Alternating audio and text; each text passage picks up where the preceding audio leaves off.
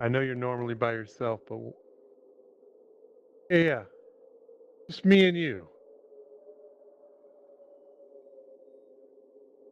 Basically, you just want to walk everybody through Stranger Universe and your books and how this all came about, and just give them everything.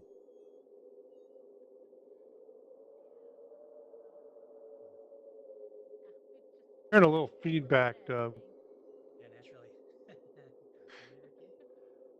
This is That awesome. I'm hearing a Thank little you for doing this feedback. because this is really, really exciting. Oh, thank you. Thank you. We're I excited don't to do I don't this think I am. and I think it's been well received. Oh yeah, definitely. I mean, Can we turn off the Zoom, Doug? Can we just? Comic Con. I think I'm all about it. I think I could definitely do this again. Right. Yeah, this is a No, great he hasn't done it experience. yet. I've amplified now. Good. Well, thank you. Yeah, do it. Yeah, definitely. Thanks. I just hit the amplify Thanks, button. Lindsay.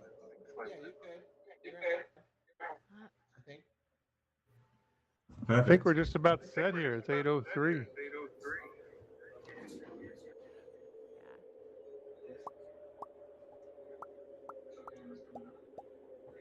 Hello, everybody.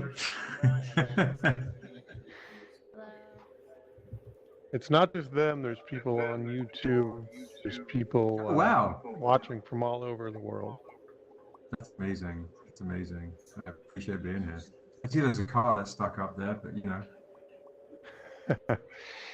We're in. Yeah.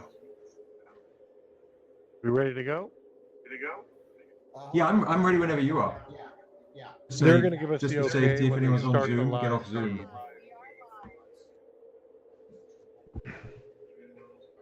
Thumbs up. All right. I think we got it.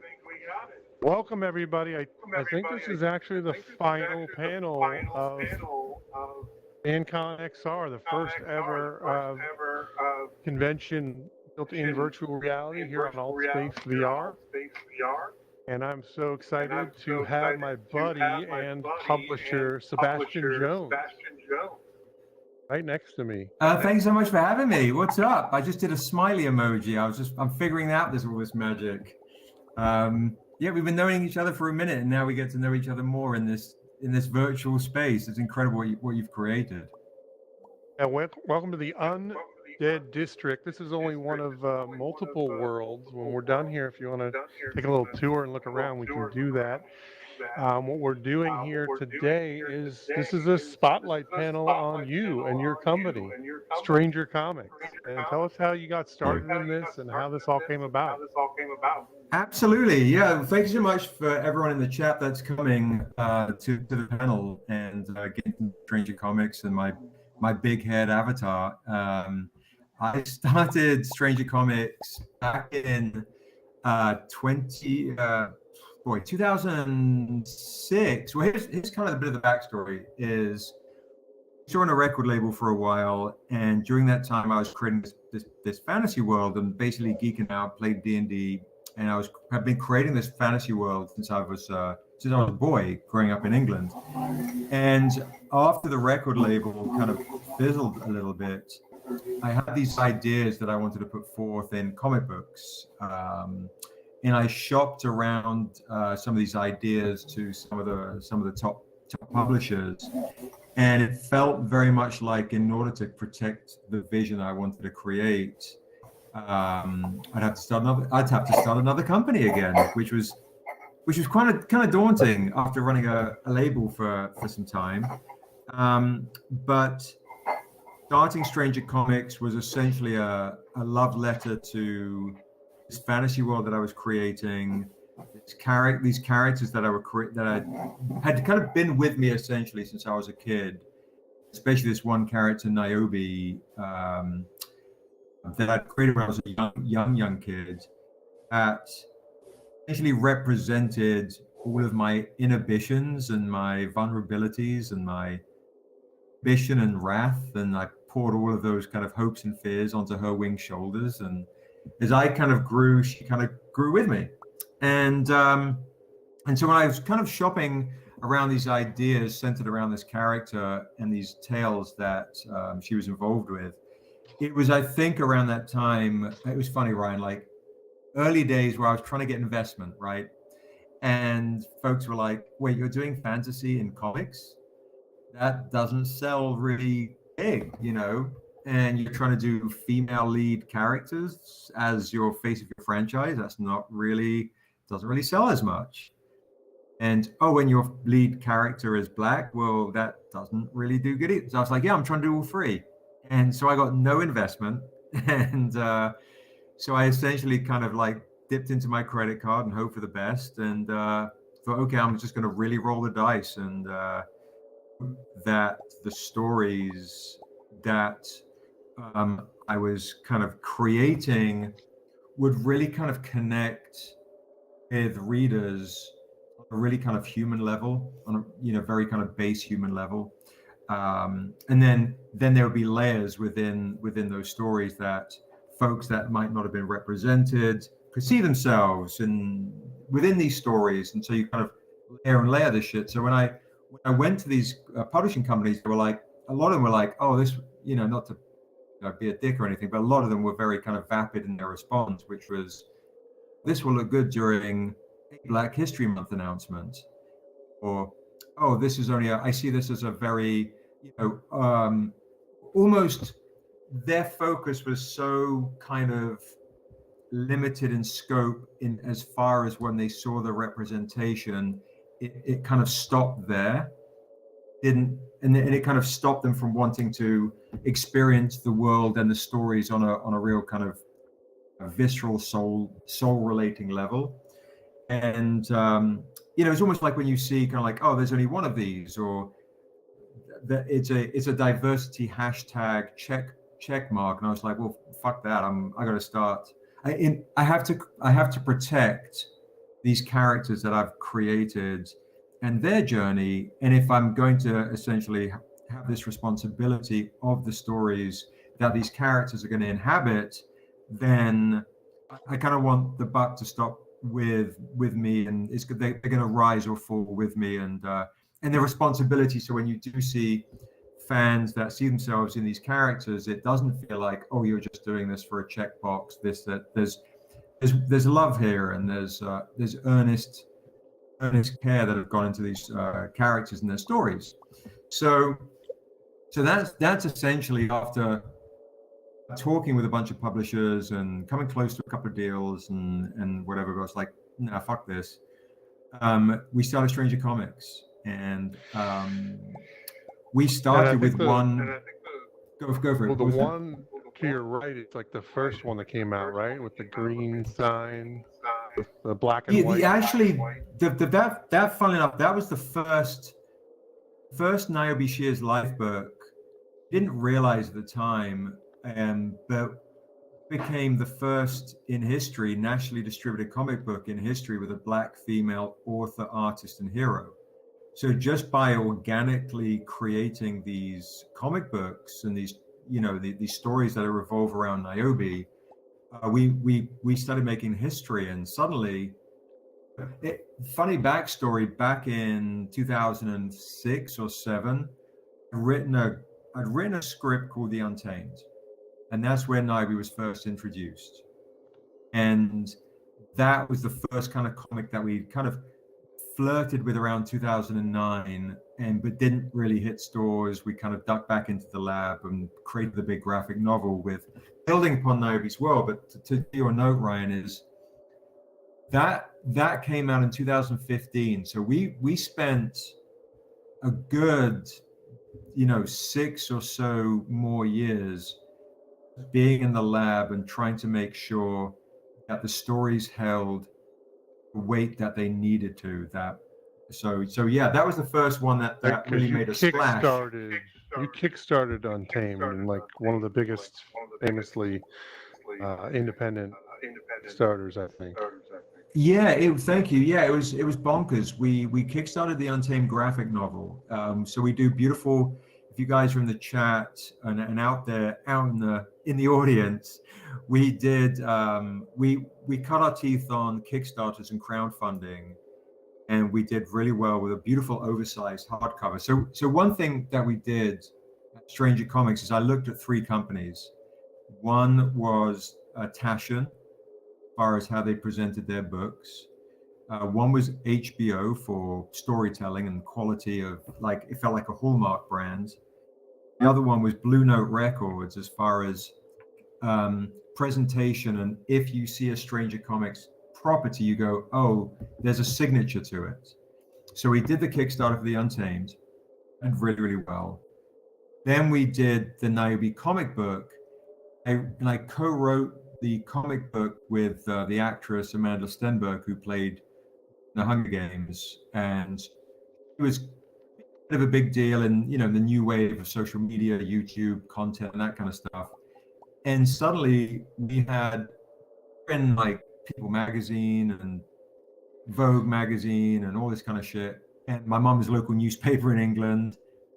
So suddenly, Yeah, all if of you these. see the picture, and look, Yeah. she looks familiar. It's because she is familiar. At that age, she played Rue in the Hunger Games, if you guys recall. And now she's some uber amazing, blowing up, famous actress in Beyonce videos and movies and TV. She's going to be the acolyte too in the new Star Wars franchise. So she is And going to this be is how she got her start in comic books with Seb here and creating Niobe. Yeah, it's kind of bonkers. It's kind of what was really funny is back in 2004 or 5 when I had this Untamed script, producers were like, "Oh, the story's great," because it's very the story is, guys, and I'll just give you the quick pitch like I would at a convention. The story of the Untamed is. First of all, I would say, I would ask the reader, would you damn your family to save the world? The story is about a man stuck in purgatory. After 10 years, the devil comes along and he says, I'll give you 7 days to reap the 7 souls that murdered you and your family. The guy says, well, sign me up. He takes a drifter's return to a one-horse town in a huge world. Memory comes back in broken shards. He realizes when he was alive, he was a bad man and maybe he deserved to die.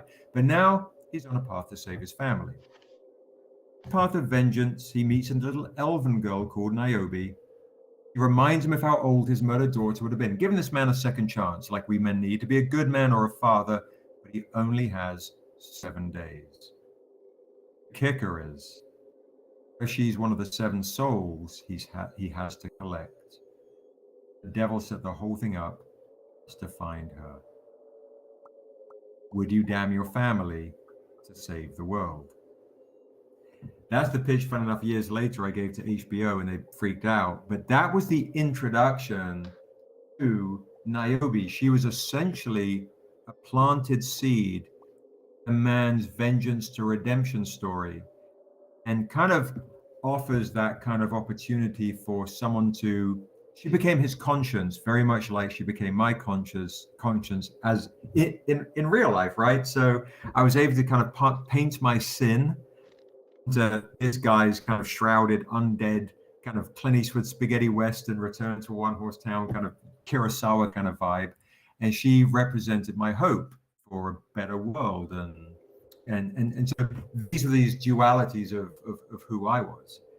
Then Niobe, 2015, when we dropped the comic book, suddenly she became a big deal. And all these producers that back in 2004-5, when they read my script and they were like, can you make Niobe a white boy and I'll make your movie?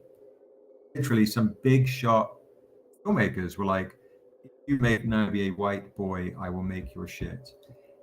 The Untamed script is very cool. That's not okay in any.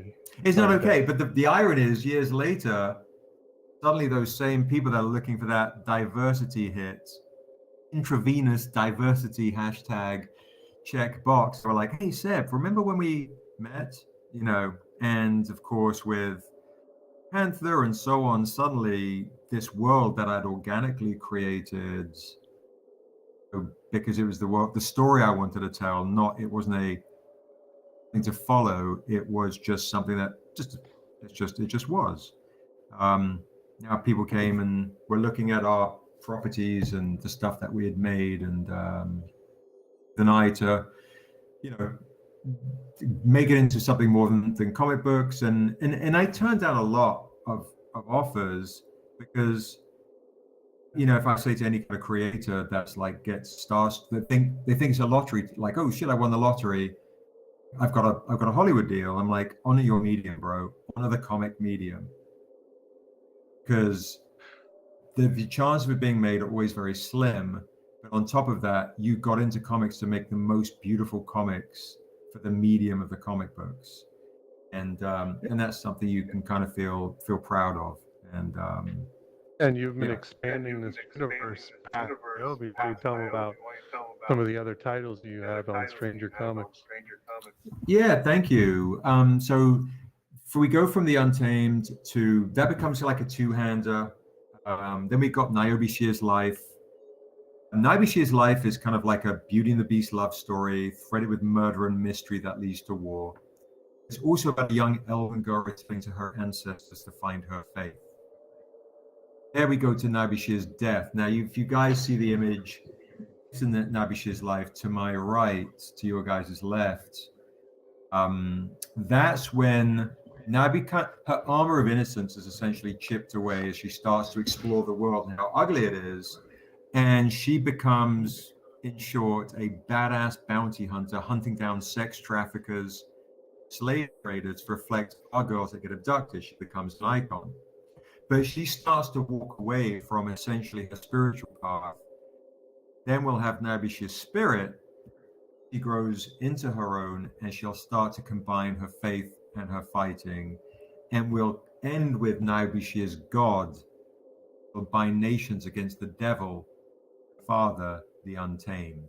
So it all kind of comes back around because Niobe's half elven, half human, half angel, half demon, to reflect the duality of spirit we all share.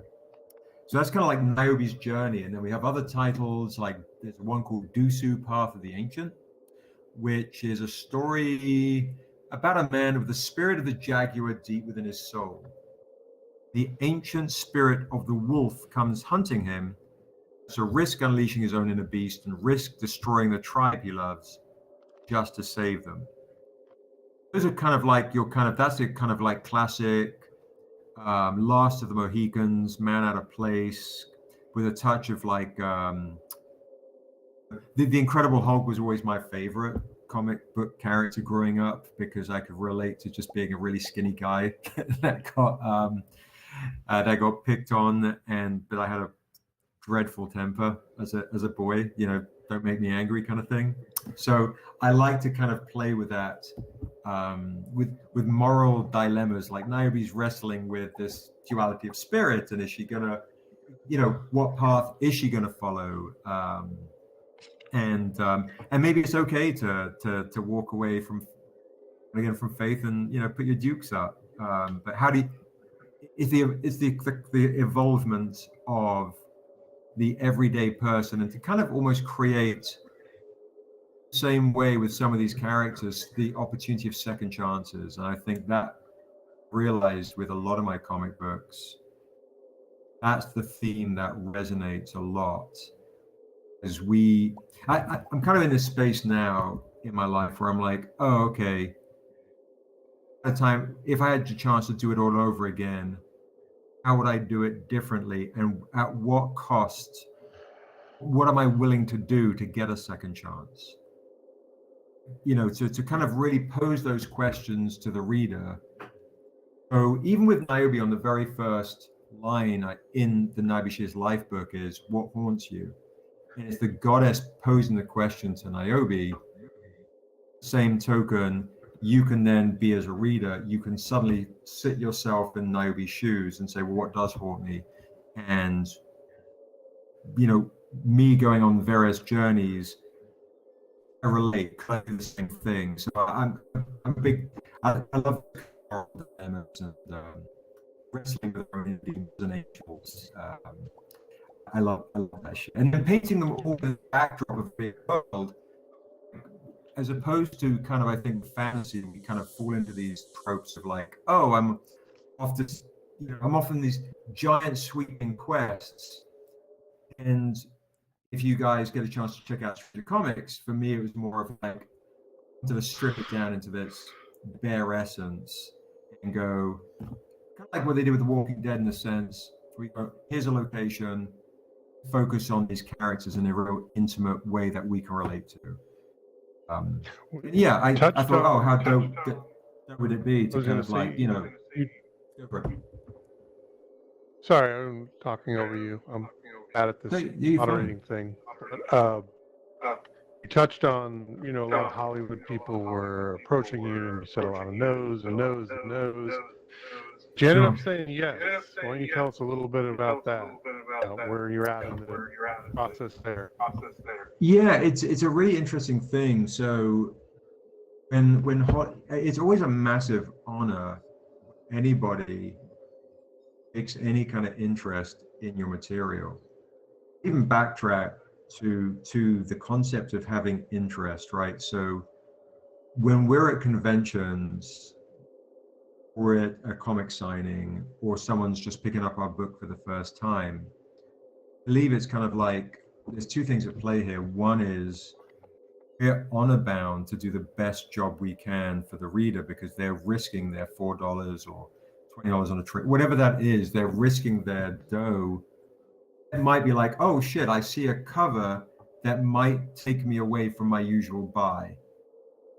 And $20, $4 is a lot of money. So all I can do is honor the medium and honor that real connection with the reader. I think in the same way, studio to come by or somebody to approach to discover your world for the first time, and that's essentially, for everyone listening, I didn't have an agent, I didn't have a manager, I didn't have anybody. It was literally the grind of comic conventions and the hustle, and I started getting these incoming emails and phone calls. They saw, of course, the beautiful artwork, which is the love at first sight shit, right? You see the artwork, you go, what is that? And then they want to know more. Is there a story within the world? So we had offers from a lot of studios, and I finally said yes to HBO around 2019, I think it was. A lot of it was a particular guy that ran, he was the head of drama at HBO, David. And what was different about him, say, to other some other folks that I'd met, again, whoever makes an offer, whoever buys a book, you're always humbled, and it's always just a treat. But what David said to me is, he said, I ask you a question, the stranger you. Did the pitch, I was super excited, and I felt that he had seen me within the story and the story that I was trying to tell. It was like, wow, what a, you know, it kind of challenged me, it kind of stripped me down. I was like, yes, it is. He goes, yeah, it felt very like a very personal tale. And he said, can I, you know, it's like, yeah, this is my sin, and if I could be a better father, a better man, all those types of things, this is my thing, this is my opportunity here to kind of paint that into this book. And then he said, can I ask you something else? Is Niobe you? Like, holy shit, this fucking dude he's not doing the Hollywood thing. Well, tell me about the demographic. Tell me what you think of this. You know, it was just honest. Just like meeting somebody at a con and you're just being fucking real. And that's rare with a producer, yeah, or development guy. So rare, so rare, and also, and he was so real about it. But he had a genuine love for the material, genuine love for the books, a genuine love for the process of how I'd come up with the stories, and asked me real questions about the poetry and about this and about that. And I was like, Niobe represents, you know, me being mixed, and Niobe represents the struggles of, you know, when you're praying, does the devil listen? Does God listen instead? You know, how do you navigate your own world? All the things on a real kind of real level. And so, yeah, so I was like, yeah, fuck, yeah, because of him. And not that long after we signed, David left, so I was bummed. but I got to then start working with in development.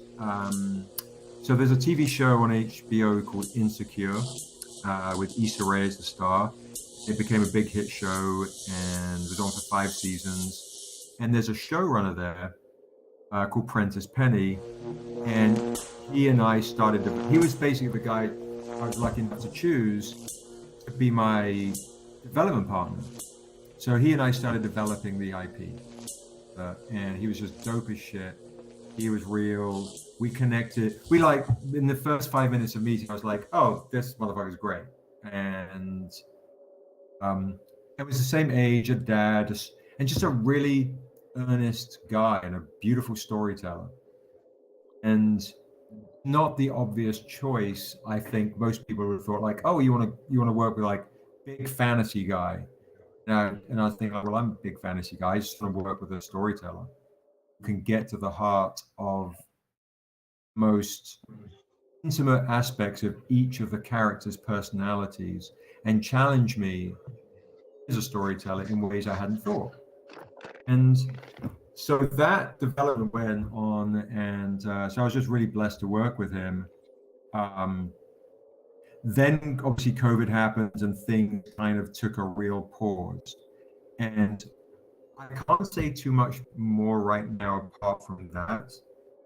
What I will say in success of meeting Prentice, and I thought he ended up forming a big kind of broad deal at a new division at Disney called Onyx. He got a big development deal there, and he and I started a new comic publishing / production / entertainment company where we're developing a series of IP to kind of flow through all of his opportunities. So he and I are in the lab, like literally right now, developing lots of beautiful IPs together, and so yeah, it's been an incredible journey in that realm. That's fantastic. We're probably going to open it up to some questions here in a few minutes. Yeah.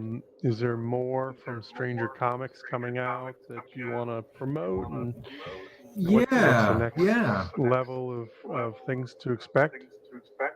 Absolutely. Yeah. So thank you. Yeah. So basically, guys, what I recommend you guys do is currently you can literally go to strangercomics.com and you can download each issue 1 for free of each collection. So if you go to strangercomics.com and you want to read some shit for free, go for it, which is kind of dope. You can, but we're also if you fall in love, you can continue to download stuff. So if you're all around the world and you don't want to like pay for absurd shipping, go to strangercomics.com, download a bunch of shit for free. And you were like, that guy with the British accent, he talked like a big game, but his shit sucked. Or, oh my God, he's all right, you know. So go there.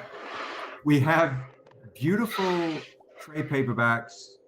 If you guys are fans, for example, of the video game The Last of Us, the guy to my right, the 2 images of Niobe are literally painted by the guy who's the lead designer for The Last of Us. And I met him when he was still in school, and I gave him his first gig in comic books, and he's one of my main cover artist guys. So to my left, of course, you've got the beautiful image by Jay Lee, which Jay was one of my favorite ever artists. When I used to go to Golden Apple when I first moved here back when I was back in like 92, and Jay was on the Namor run, and I was like, oh my God, that dude's amazing. And so later I get to be lucky enough to get a Golden Apple exclusive with Jay with my good buddy Ryan here. So the full circle of it all is kind of crazy, you know. You can only we work with incredible artists. FanConXR.com, but you also have a Patreon where you can get some cool stuff, right? Yeah, 100%, guys. So we also have an opportunity. So if you go to strangercomics.com, you could join our Patreon. And for $5 a month, you literally get 20% off all the websites. You get to read everything digitally for free. You get to join online fireside chats where I get to teach you a bunch of shit. at 25 and up, you literally get exclusives sent to you every month. Our month one was David Mack. We've got like some of the most incredible artists around the world doing beautiful exclusives with us, where we will send you comics for free each month. You have access to our Patreon-only store, where you can get David Mack hoodies and giant tote bags and all sorts of cool shit. We have a crazy cool community. If you go to Stranger Comics on Facebook, Instagram, we just did our freaking TikTok, you will see our community is really extremely passionate for our material. We have a Discord which we can invite you to. So go to our Instagram tonight and send me a DM on Instagram. I'll follow you back and you'll be a part of the Stranger family. We do Thursday lives on Instagram each week on Thursday at 6 o'clock Pacific, where you get to be a part of a really amazing, boots on the ground, earnest community, and you'll be able to see shit in real time, how we create comic books, and how we've basically taken what we've created and now we're in this Hollywood space, so you can see see what's really behind the curtain. That's awesome. Athena, if you want to open it up to questions, we can do that.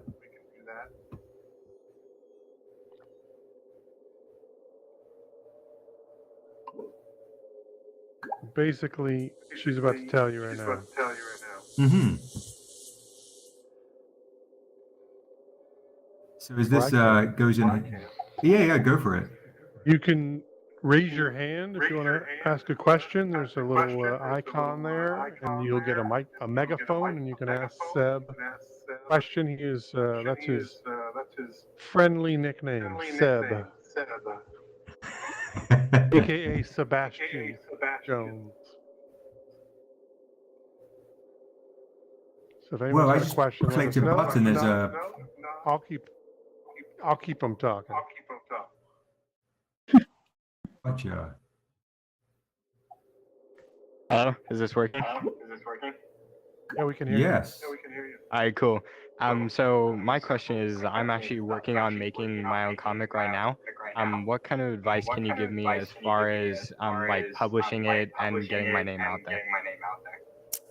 Yeah, it's a great question. So twofold. Threefold. It's a big question.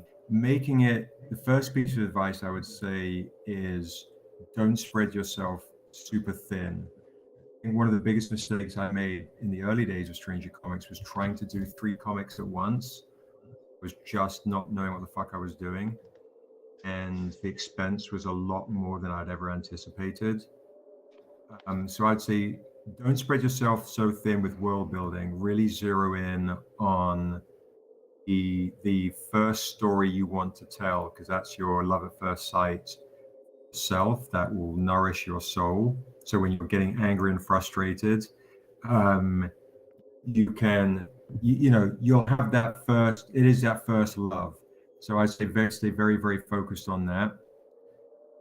The second thing is, I would say, create certain habits for yourself, even when you're stuck creatively or business-wise.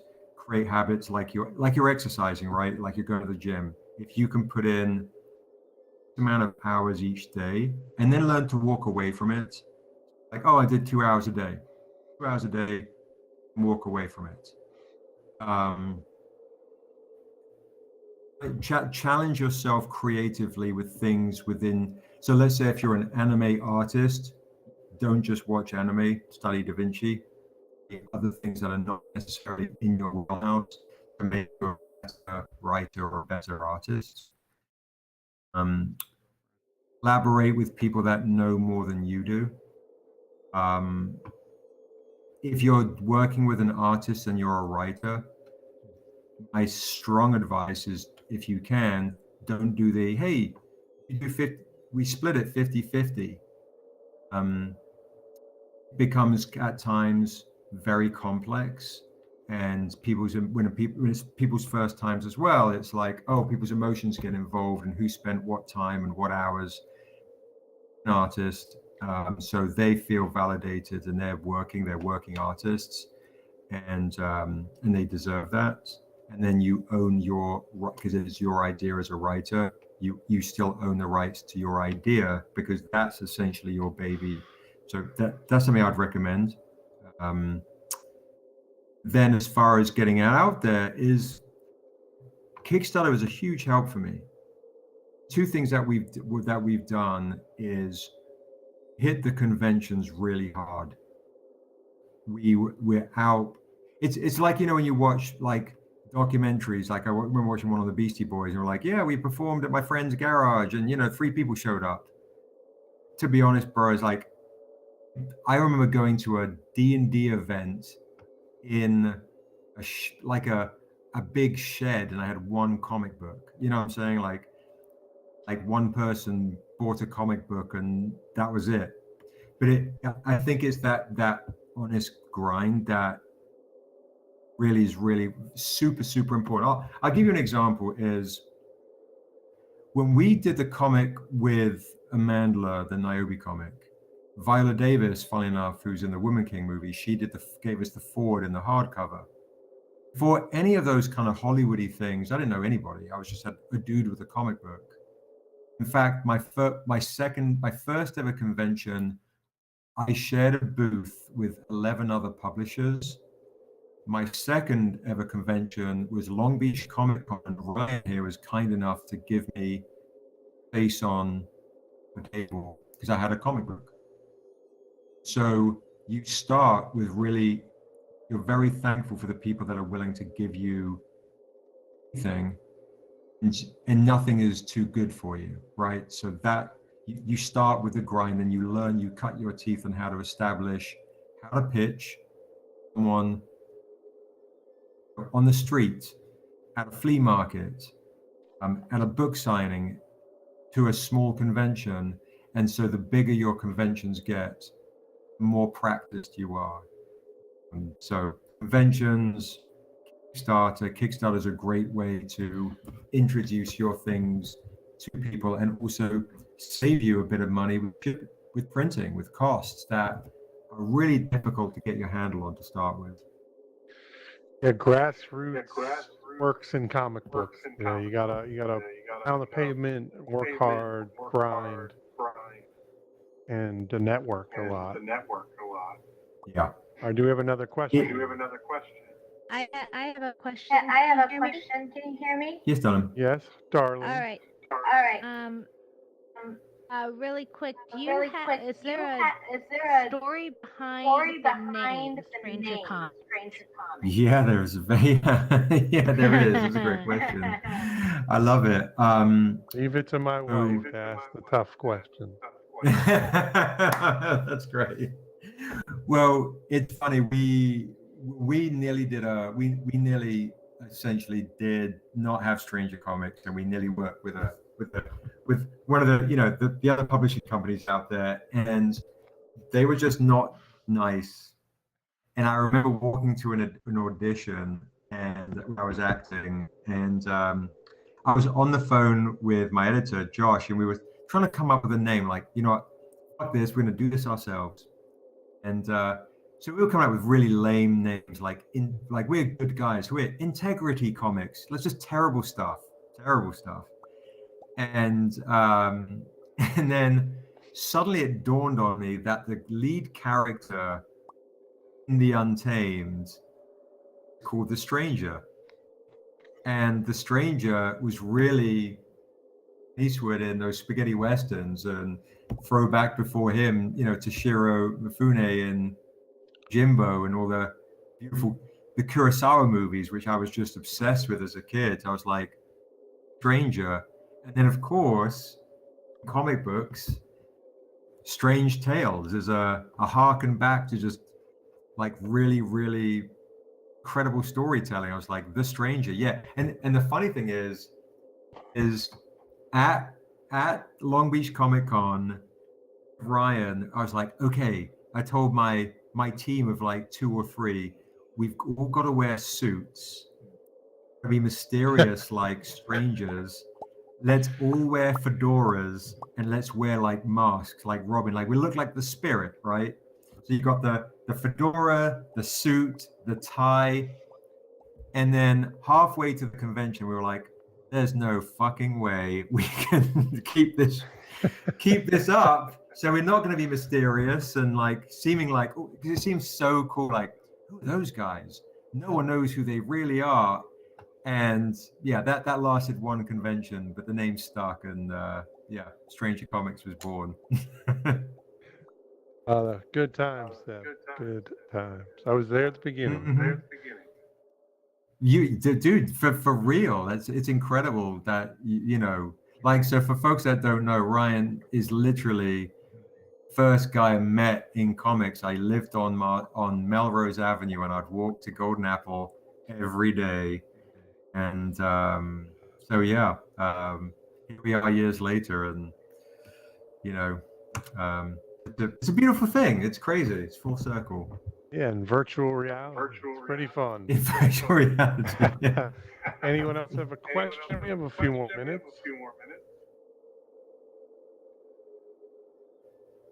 Okay, so I'll ask one more question. So the man in the R, is that a nod to your suits? It is. Yeah, good. My goodness. I love these questions. Yeah, so that was me dressed up in the fedora, in the suits. And so we came up with a bunch of logos with this idea of a stranger, kind of like not dissimilar to the stranger, I guess, in the Marvel universe, or just the idea of this mysterious being that would travel from one dimension to another, Twilight Zone, you know, finding new tales. You know, because when we started, I was like, oh, we're going to come up with all sorts of tales. You would do these quick fantasy tales here. We'll do horror tales. We'll do this. We'll do this. Years later, I'm like, yeah, no, it's just this one universe in some respects. That's just a decent amount, you know. But yeah, so that's me with a walking stick that I was given that was from the Yanomami tribe in South America, and so I was like, yeah, cool walking stick from you know, a tribal, and then here I am in my suit and fedora. And then I have a kids book series. We had Stranger Kids, and then my son at the time was like, I don't know, 4 or 5, and I put him in the same suit and hat and put him in the letter R for the Stranger Kids division. It's got kind of a Michael Jackson vibe to it, to be honest. It's a little Smooth Operator-ish, you know. It really is. And you could speak that was my first job. Line. Yes, he also has a kids line, as you just said, and you have a book that you wrote. I Am Mixed. Is that what it's called? Yeah, so I wrote four kids books. Fun enough, the first one I wrote was called Pinata. It's kind of like a story with pinatas about Jorge, a pinata maker who makes pinatas comes to life every day and night, and he makes one special one for Lola, his granddaughter. And so suddenly the pinata's like, what happens to us? We got to get out. So it's like the Great Escape, but it has a kind of a beautiful, happy ending when the pinata's kind of realizes their destiny to celebrate the child on their special day and make their dreams come true. And then the beautiful aspect at the back of the book is teach you how to make a pinata so it can always be with you. So we started learning like, oh shit, we can create interactive kids books. And then we did a series of 3 I Am books. I Am Mixed, a celebration of all cultures. I'm living in 2 homes for kids that deal with separation and divorce. Awesome, how to be brave, not give up, and be a good friend. And we were lucky to, and we touched on adoption and bullying in that one. And I Am Mixed, of course, like we didn't think that I Am Mixed was going to be the biggest seller. We thought I Am Living 2 Homes was, because everyone knows someone that's, you know, has kids out of wedlock or kids that deal with separation, divorce. But what's crazy was that didn't sell as well because people are embarrassed about talking about it. It's kind of a hard thing for, I think, a parent to confront with themselves, with their partners, with their children. It's kind of like that. So, but when people buy the book, they send the most beautiful messages or they start crying when they see it. It's a very personal reality, but it's super common. But I mixed it, I said, I guess based on the numbers, kind of like a bestseller because everyone likes to talk about their opinions on race. Like, I don't like that shit. Or everyone wants to let you know how they feel about race. So I Mix became hugely successful.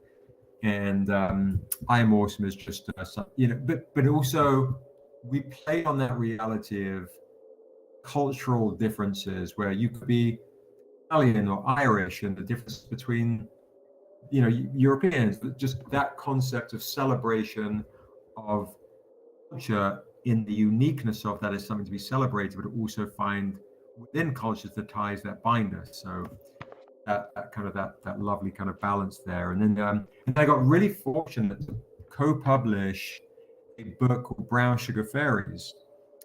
Brown Sugar Fairies was created by Aisha Sinclair, who created this amazing Brown Sugar Fairies universe. And we put that out in 2017, and it's one of the most beautiful young reader books. And so the irony is, of course, you're seeing all these black elves and black fairies, and it's like, oh shit, we've been rocking that with Niobe for years and years and years. And I love seeing the people in their feelings of far as like, oh my goodness, there's a black elf, and what am I going to do with myself? It's adorable. I thoroughly enjoy those sensitive folks. And then and of course the quick diversity initiative. So we're lucky enough to, if you guys get a chance, go to brownsugarfairies.com. Sugarfairies.com is one of the most beautiful stories you'll get a chance to read. You'll enter a whole new amazing world. Go to brownsugarfairies.com. We were lucky enough to be able to co-publish with an incredible creator. And that'll introduce you to a whole nother magical, mystical world. And who knows, maybe we will find that hopefully at some point on the screen too. Can you hear me? I can hear you fine, yeah. Okay, my battery's running pretty low. Hopefully I'll be okay. But any other questions? Or we're going to wrap it up pretty soon.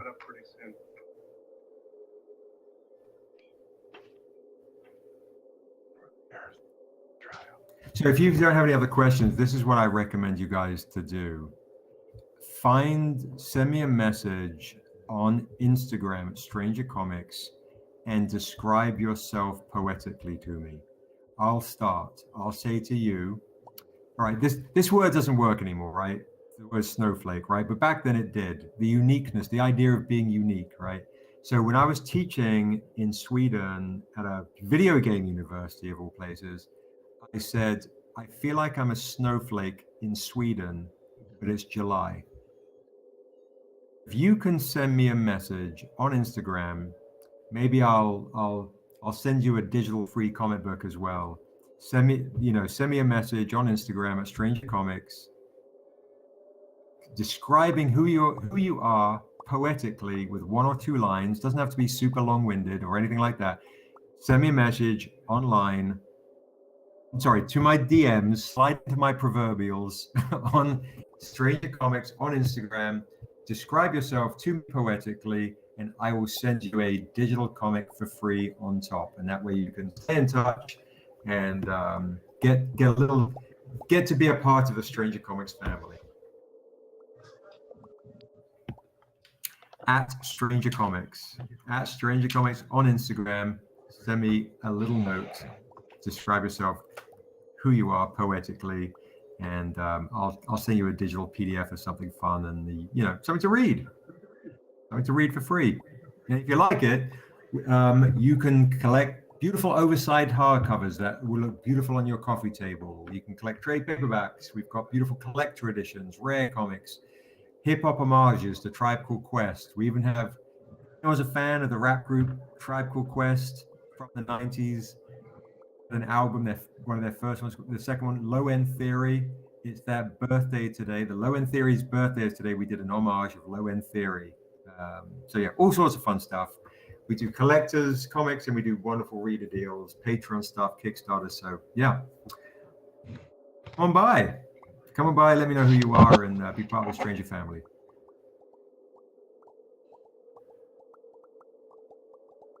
Thank you so much for having me. I appreciate this very, very much. Oh, and we have a Kickstarter dropping soon too, guys, for an Art of Asunder book. If you're an artist, before I forget this, holy shit, I'm doing an art competition. If you're an artist, I'm doing an art competition. Send me a message. Everyone that enters a competition called the Art of Niobe in the World of Asunder, an opportunity to be published in our art book. So if you're an artist, send me a message, say, I'd love to enter your art competition. The winner will get $300 in a cover contract. Cover contract. You'll get to have a cover.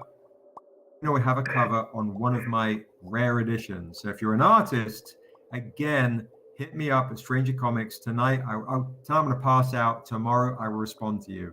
All right. So if you're an artist, definitely message me.